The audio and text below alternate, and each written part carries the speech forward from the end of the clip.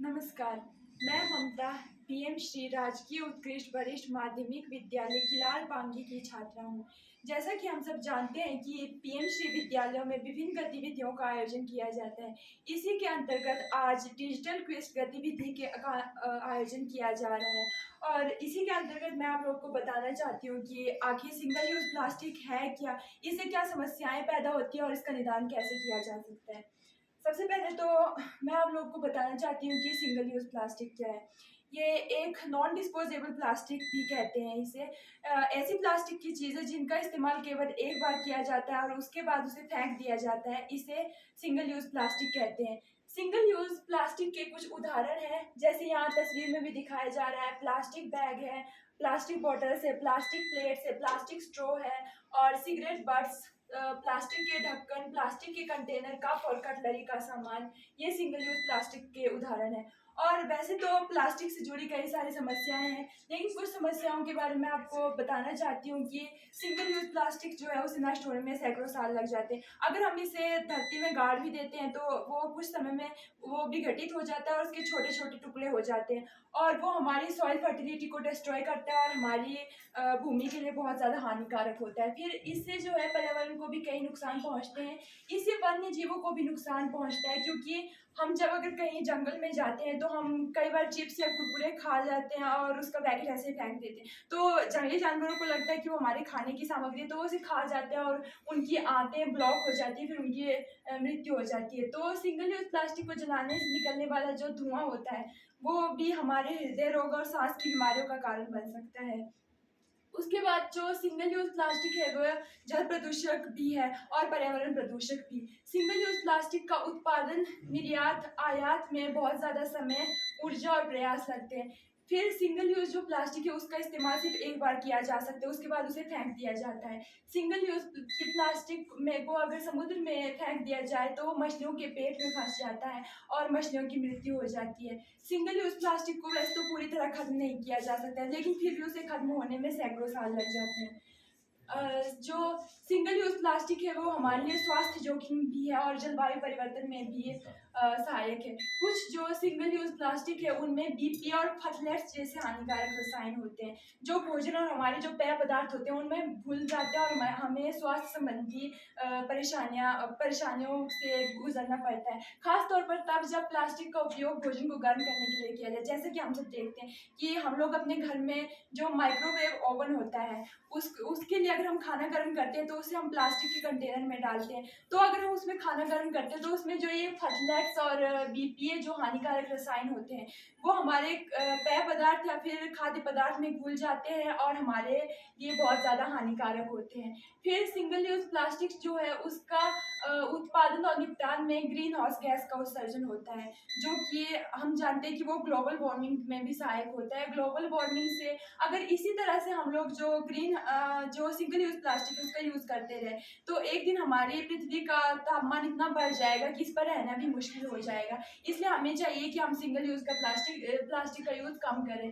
फिर इससे संभावित स्वास्थ्य जोखिम और चिंताएं भी बढ़ती है और पर्यावरण प्रदूषण, जैसे कि मैं बार बार बता रही हूँ कि पर्यावरण प्रदूषण भी होता है और जल प्रदूषण, वायु प्रदूषण भी होता है। और इसके साथ साथ ये पर्यटन पर भी प्रभाव डालता है कि सिंगल यूज प्लास्टिक से होने वाला प्रदूषण पर्यटन स्थलों को भी नुकसान पहुंचाता है।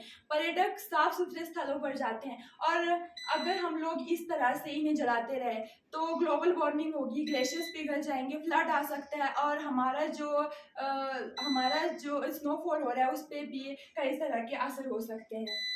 और अपशिष्ट प्रबंधन चुनौतियों के बारे में अगर बात करें तो सिंगल यूज प्लास्टिक में जो है अपशिष्ट की मात्रा बहुत अधिक होती है और इसका प्रबंधन भी इजी नहीं कर सकते हम लोग। और सिंगल यूज प्लास्टिक जो है इससे प्रदूषण जो होता है उसके कई सारे प्रकार हैं। इससे पर्यावरण क्षरण होता है, क्योंकि जो बैग और बोतलें हैं जैसे प्लास्टिक विघटित होकर सैकड़ों ये छोटे छोटे टुकड़ों में बदल जाते हैं, जैसे कि मैंने पहले बताया था। ये हमारे सॉइल में मिल जाते हैं और इससे सॉइल फर्टिलिटी डिस्ट्रॉय हो जाती है और समुद्री जीवन को भी नुकसान पहुंचता है। कैसे कि अगर समुद्र में हम बोतलें फेंक देते हैं या फिर ढक्कन फेंक देते हैं या फिर प्लास्टिक के बैग फेंक देते हैं, तो समुद्री जीवों को लगता है कि हमारे लिए खाने की चीज़ है, वो उसे खा जाते हैं और इस तरह से उनकी डेथ हो जाती है। और इतना ही नहीं, प्लास्टिक का जो मलबा है वो कई बार कच्छों, समुद्री पक्षियों और समुद्री स्तनधारियों जैसी प्रजातियों को उलझा देता है, जिससे कि चोट लगने या फिर उनकी मृत्यु होने की संभावना होती है। जैसा कि यहाँ पिक्चर में दिखाया गया है कि यहाँ पर ये बोटल्स पड़ी हुई, ये प्लास्टिक पड़ा हुआ है, तो इस तरह से वो इसे खा लेते हैं। और जल प्रदूषण भी होता है, क्योंकि अगर हम प्लास्टिक को पानी में फेंक देंगे तो पानी भी प्रदूषित होगा, और प्लास्टिक जो है वो माइक्रो प्लास्टिक में टूट जाता है और उसके छोटे छोटे कण पानी में घुल जाते हैं। पानी में घुल जाने से जब हम उस पानी का सेवन करते हैं तो वो हमारे शरीर में चला जाता है, और प्लास्टिक हमारे शरीर के लिए बहुत हार्मफुल भी होता है।